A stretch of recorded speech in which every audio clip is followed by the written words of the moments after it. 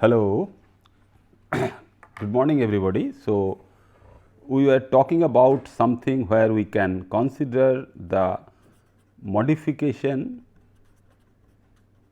of some electrodes. Why we require that? That is also important, and why we are talking all these things is basically important in that respect, that whether that developed electrode can be useful for sensing something. That means for sensing purpose, whether we can use those electrodes such that, as we have seen, that something is reaching to the electrode in terms of the corresponding analyte. Okay. So, when analyte is reaching to the electrode, and depending upon its nature, whether it is a cathode or an anode, we see the oxidation and the reduction of the corresponding analyte species, and we can get the corresponding potential for that particular purpose and the number of electrons or the Coulomb charge which is passing through that particular electrode. Now, if the analyte is electroactive such that we can sense that particular analyte also, it can be your O2 or it can be simply a glucose molecule.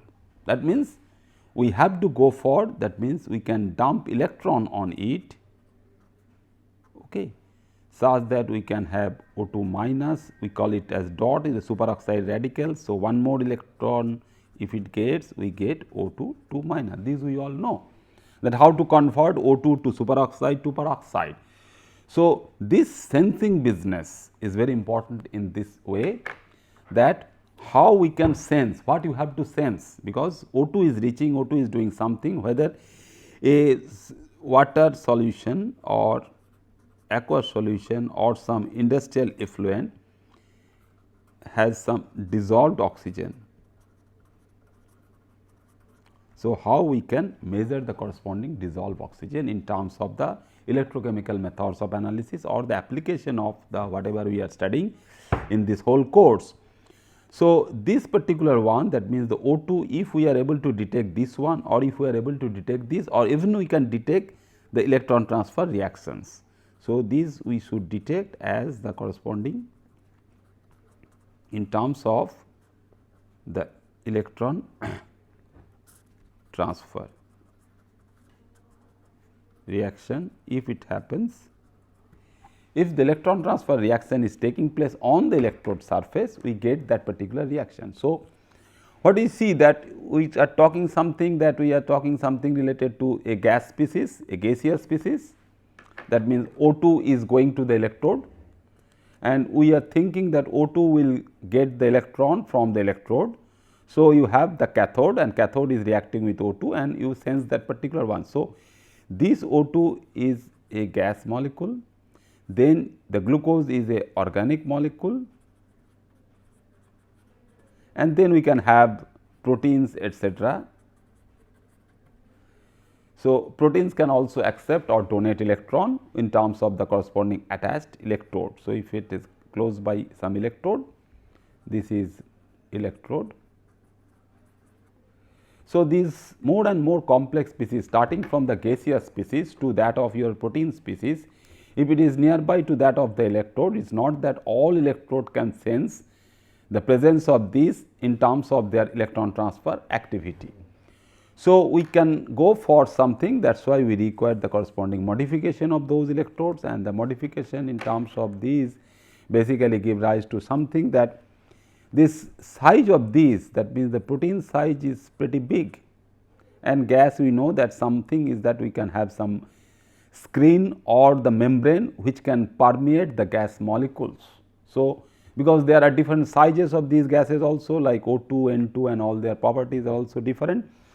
So, this thing, that means the modification in terms of the electrode. So, we can cover the electrode with some membrane,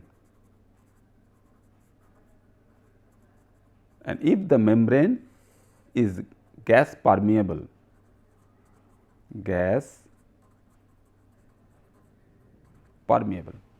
So, if this membrane, what is enclosing your electrode, is gas permeable, and it only allows the O2 to reach the electrode. So, we get something that we can have the corresponding size is very important, and as a result we get some membrane. So, you have the membrane, you bring the membrane and related to size also. So, that is size exclusion. That means, basically what we do in terms of the filtration with a paper, filter paper, or a corresponding membrane type of thing, that is the cloth, the polypropylene cloth, we always know that, then also filter it out. So, this is some sort of filtration we can have, and the size exclusion membranes should be there. So, the size exclusion membranes will be there, and we will not allow in that case the direct contact. What we are looking for, direct contact of the electrode.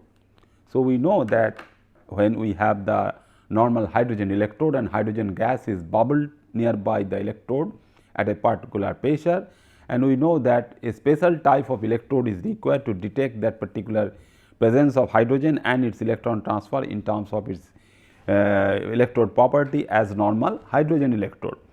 So, this direct contact with the electrode, what we do, we go for something that is the size exclusion membrane we can put. So, we should go for something which is porous.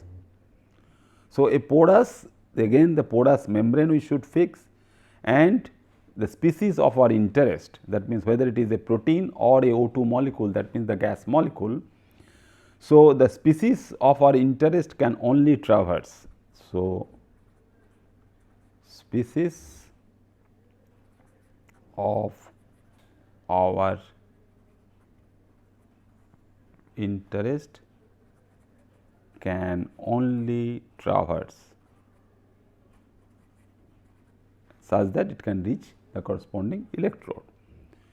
So, when this is there, that means if something is there, that means if we think that is only permeable to gas, particularly the O2 molecule, the O2 gas molecule. So, if you have some mechanism where the porous membrane is attached, and that porous membrane can only allow your O2 molecule to reach the electrode, but it will not allow the bigger molecule having some kilodalton molecular weight. So, it is basically a big organic mass, polypeptide, several polypeptide chains are there, and that mass is also there. It can be 50 kilodalton or 80 kilodalton or 150 kilodalton of the mass. So, this protein will not go. So, protein is unable to do so. So, if you allow to think of the direct contact, so protein, the protein masses, basically the protein are unable to do so, that means to reach the electrode. So, the protein molecules will not reach the electrode. So, we must have some different mechanism. If we try to use the corresponding electron transfer reaction or electron transfer behavior for its potential as well as the rate of electron transfer for the protein molecule, we should have something different in mechanism. So, this is one, that means the porous part is there. So, now we can have that membrane. If we put, the second mechanism is the membrane, which is very important for your O2 determination. So, we put some membrane. So, membrane can separate those species. So, is a thin film of electrolyte can also be a membrane. So, if we have the membrane, so if we have the electrode and we say that we can have some porous membrane,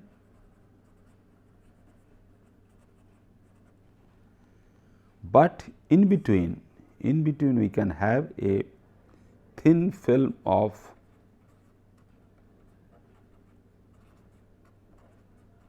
electrolyte. It has certain advantages. So, this particular one, if membrane can allow some species to go inside, then thin film of the electrolyte is another check. So, one particular such mechanism that we will study now, or that we will see how it is developed, how it is framed, is a, we call it as a oxygen electrode. That means, it can sense the oxygen, that means like your hydrogen electrodes is very easy to remember in that way. That is a normal hydrogen electrode. So, we have the oxygen electrode, and the person who introduced this having a surname is Clark. So, the scientist Clark invented that one. So, it is a Clark oxygen electrode. So, what it does basically, that means it first thing that what modification we make on the electrode and the electrode surface, such that some material like that of your O2 is our interest. So, this O2 molecule can reach. So, how you get that particular electrode, because we are talking in terms of this electrode. So, it allows the O2 to go, allows the O2 molecules rather to reach the electrode, O2 molecule to traverse, O2 molecule to pass. That means, it can reach the electrode by passing through this membrane.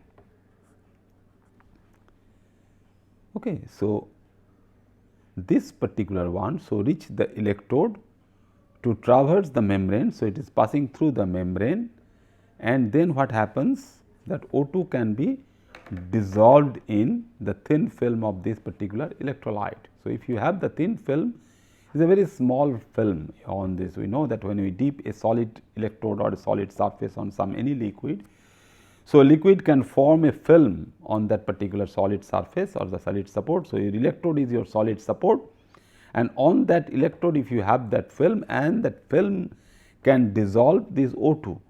So, O2 either dissolved or present in the gas phase. That if it is not dissolving in the thin film of electrolyte, it is present in the cavity and it is basically trapped. So, that is the corresponding mechanism, that how we develop and how we grow that particular electrode, which is your oxygen sensor. So, we get the different types of these oxygen sensors over there, and how we can develop those oxygen sensor. But the very first thing of that developing oxygen sensor is your developing the electrode. Otherwise, the mechanism for making your measurements for all these things, whatever you measure the current, because definitely the sensing mechanism is the corresponding amount of current what you can detect in terms of the corresponding oxygen present is it. So, it is required for why we require that oxygen sensor. So, it is basically the development of the electrode, and that electrode we can consider as a sensor.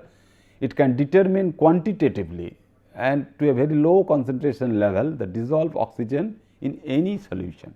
We are talking about that industrial effluent, the environmental material, the water from the sea, water from the river, water from the lake, anywhere. Because as we determine in terms of the corresponding talking in terms of the water pollution is a real headache for the chemist, is a headache for the environmentalist, and a headache for the other people also. So, we know two terms basically, we can the chemical oxygen demand and the biological oxygen demand, the COD and BOD values for these water molecules, because in that particular case if we talk in terms of the corresponding demand of oxygen, the one is the chemical oxygen demand and another is the biological oxygen demand.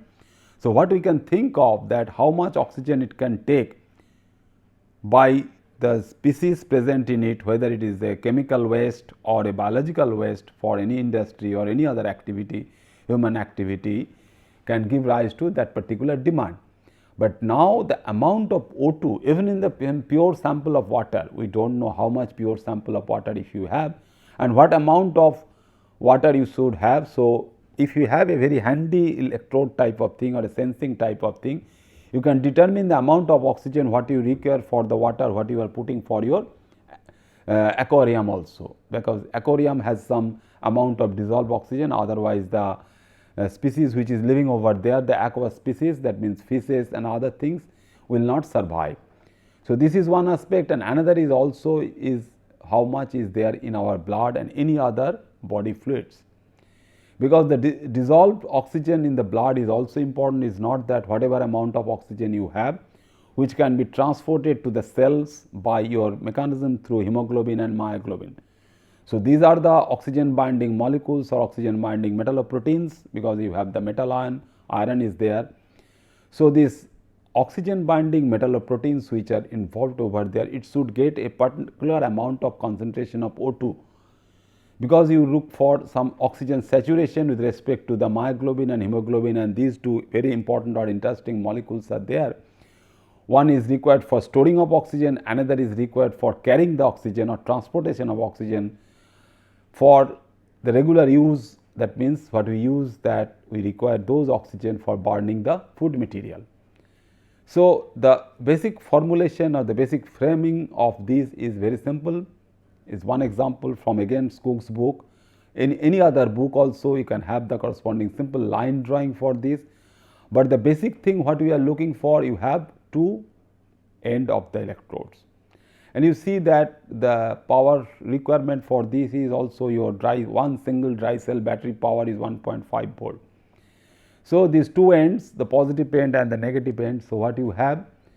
So, the negative end, that means the corresponding one which we can use as the corresponding cathode is ending at a platinum disc electrode. So, you have a platinum disc cathode. So, you can have that for hydrogen electrode also use platinum, the most possible inert metal ion which will not react the species either from the solution or the industrial effluent or the gases itself. So, basically this is the bed, I mean is basically disc, very small circular shaped disc is there, and disc is connected with this electrical connector to the negative end of the battery or the power source. And you have something that you have some insulating rod such that it is separated from your other material which is your anode material. So, you have the insulated rod, can be a graphite rod, can be any other carbon rod, can be other ebonite rod or anything. So, you have the insulating rod. So, insulating rod and the cathode is making, and you have the other one, that means the ring shaped anode. That means you have the thing that we will discuss very quickly, that you have this one is the disc. So, what you should know, because this has also the development of the type of the electrode. So, the mechanical framing, the mechanical framing of the electrode is very important. So, this the mechanical engineering can do. So, the mechanical thing is required for your fabrication, how you fabricate the electrode. So, this is your disc part, and outside you have the corresponding ring. So, this mechanism you should know that the inner one is your disc and the outer one is your ring. So, if this is your cathode, this is your anode, and you get the everything. That means your everything is enclosed in the corresponding inert material, and you have the connection. So, outside you have one connection, and inside also you have the other connection, because it is covering. So, once it is connected, it can get that thing, and inside you have the other connectivity. So, this is the thing that if you are asked to draw it also, you will be able to draw, and you should also be able to tell others that how it is framed. So, you have this, that means the platinum cathode. So, it is there as the disc, and surrounding this is your ring shaped anode, but this is made of silver, because you have the corresponding potential differences and all these things. So, this is therefore the electrode, the material what you are using, you should always be very much careful to know that particular material what you have, that electrode material. So, at one point, because it is a very small amount, only very little amount of platinum and a little amount of silver is required. So, that is why this is not so costly if you compare the corresponding labor charge for making or fabricating the particular electrode. So, material wise it is not much costly, but the fabrication wise it should be costly enough. So, you have the silver electrode, then what you put? You put a buffered KCl medium. That means, what we know that when we write any cell or half cell, you know that the KCl is there and silver is present. So, this thing is also there, so buffered KCl solution is there. And now what we are talking just now, that you can have a corresponding thing, that means two things are there. The first one is your membrane, which is outside your electrode. So, membrane, so it can be replaceable also, because after some use, after several experiments, you replace that. It is of only 10 micrometer thick and which can permeate your O2. So, if the thickness of that membrane, whether it is a polypropylene cloth, we consider this as a polyethylene cloth, the polypropylene, the PP cloth, or any other material of that thickness, but it should allow oxygen to pass. And you have another very thin layer of KCl solution. So, it is buffered in KCl, and if the layer is there, that means what we just now have seen, that you have a corresponding separation, that means the thin layer of some solution, thin layer of liquid, and that is of that particular, and it is of the same thickness in the range of 10 micrometer thickness. So, what you get? You get a porous membrane, and covering that particular one is a corresponding liquid membrane. So, this is a very simple fabrication for that electrode, is simply that you dip the thing and you measure the corresponding current due to the reaction of this O2 reaching the cathodes. So, a cathode platinum disc you have, which is your WE, is your working electrode, and embedded in an insulating rod, just now what we discussed. So, you can have that thing in writing also, that you should keep in your mind, and which surrounds basically a lower end is a ring shaped silver anode. So, is a ring. So, you have the disc and you have the ring. So, is a silver. So, you get this particular thing, that a particular arrangement which is known as your ring disc or disc ring electrode. So, the insulator through which it goes kept inside the second cylinder and containing buffered solution of KCl. So, the tubular insulator and electrodes. So, a insulator is there and electrodes are there, which is kept again inside a KCl solution, and sometimes 10 to 20 micrometer of permeable membrane. Now, you see, like polypropylene, you can also use a Teflon. So, Teflon we all know is a homemade, now there is a use in the home maximum. So, the Teflon coating on the kitchenwares and all this in kitchen, you get the Teflon. So, it is a very useful material. So, is basically a membrane of Teflon is placed at the bottom of the tube by a O-ring, and thickness of the electrolyte solution between the cathode and the membrane is again only 10 millimeter. So, this 10 millimeter to 10 micrometer thickness of these we can handle for reaching that particular oxygen for a typical diffusion. So, adjacent to the disc cathode and then diffuses the electrode for reduction to water. So, what we are looking for? We are looking for the reduction of O2 to water. So, that is the only reaction what we are looking for, as I told you. So, we are not going to those processes, that means we are looking for reduction of O2 to superoxide to peroxide. So, we are not going for that. So, anything can also happen over there, that means the fate of the oxygen. In one way it can go to superoxide to peroxide, and in other way it can go to formation of water molecule having a different electrode potential for the formation of water molecule from your O2 molecule.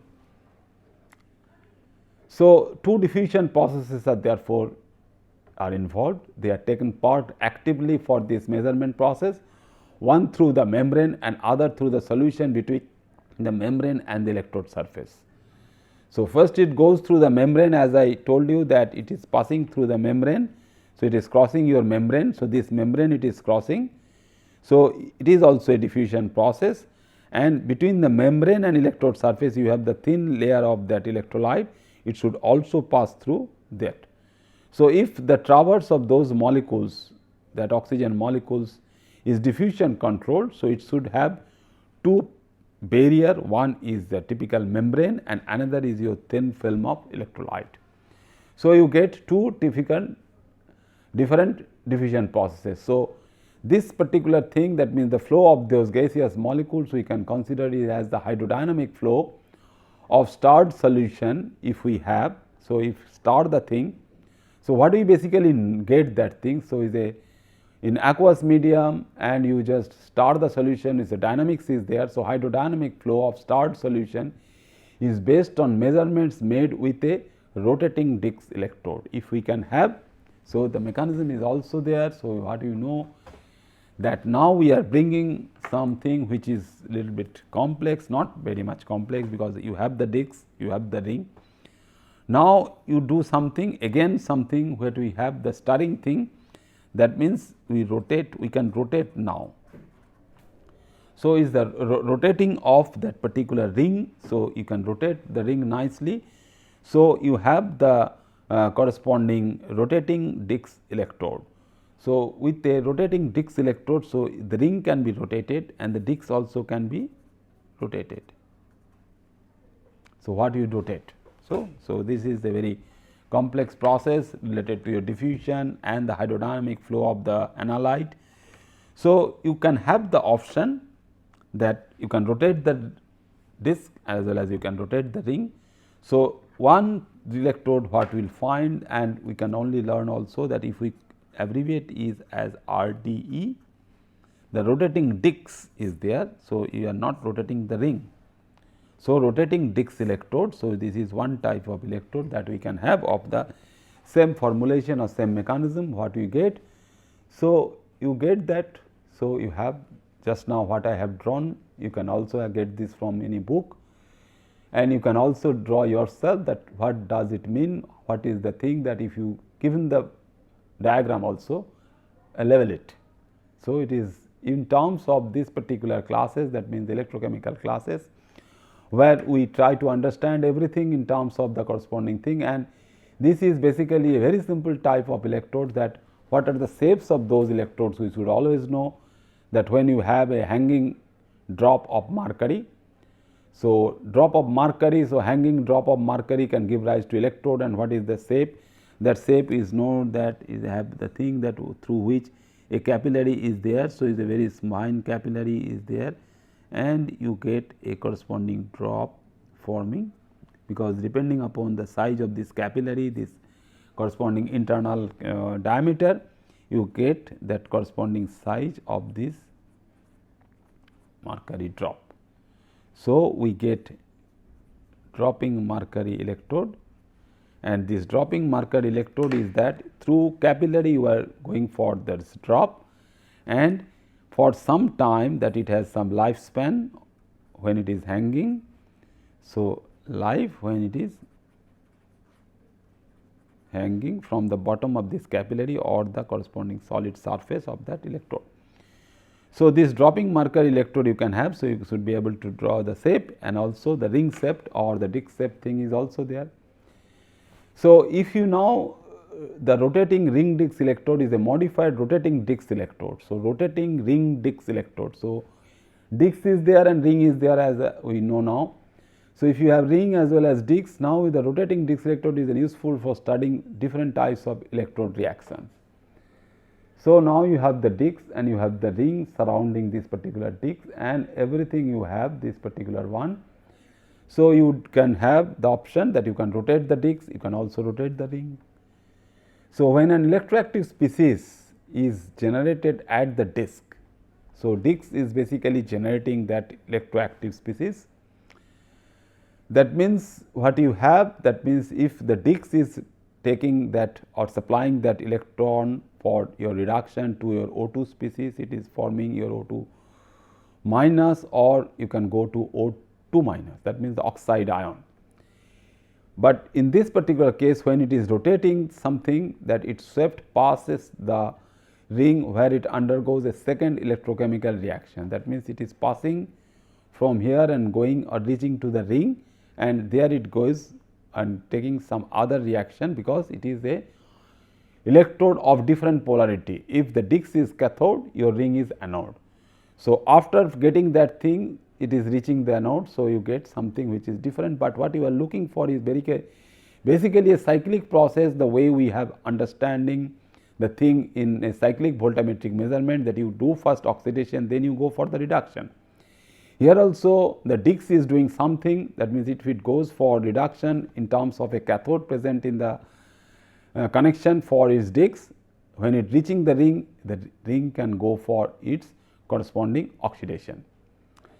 So, all these studies provide very useful informations about the mechanisms and the intermediates in the electrochemical reaction. So, this will be a much more complicated process, but you should know a little bit only that the modification of those electrodes can provide more and more useful information in terms of the corresponding thermodynamically controlled electron transfer or thermodynamically control the corresponding kinetic behavior. So, what we find that is that for important that when we go for the corresponding kinetics and all these measurements. So, if we have these two, that means if we have the disc as well as the ring in hand, so we can have two different currents in our hand. So, we separately we can measure, because we can measure, as we know that working electrode is something which is your cathode, working electrode can be your anode also. So, you have a disc, A is the disc current and B is the ring current what we get. So, for reduction of oxygen at the rotating ring disc electrode. So, is the rotating ring disc electrode. So, we can also consider the rotating disc electrode or rotating ring disc electrode we can consider. So, what we do, we just basically plot, again it is the current potential plot what we studied earlier, that now the potential of the disc is plotted against the current of the disc, and in other case the potential of the disc is plotted against the current of the ring. That is the only difference. So, these two are different, the shape of these plots will also be different, but the basic reactions for this is all same, that is the electron acceptance by the O2 molecule for its reduction, and your corresponding O2 is also reduced for your hydroxide ion formation as well as the water formation. So, here also this thing is also the reverse reaction what we get, that is your H2O2 plus 2OH minus what is on the right hand side what is forming, because this has been formed, that means hydrogen peroxide has been formed by the disc. So, it will be reaching to the ring. So, ring current is due to the again that corresponding reaction of hydrogen peroxide, that means the oxidation of the hydrogen peroxide. So, you see that this particular reaction, that means this current is, you have a plateau and then again it is falling depending upon the concentration of the H2O2 what is reaching over there. So, the corresponding sense of the ring current is completely different. So, these two plots basically will be useful when we talk in terms of the corresponding development of the electrodes. Thank you very much.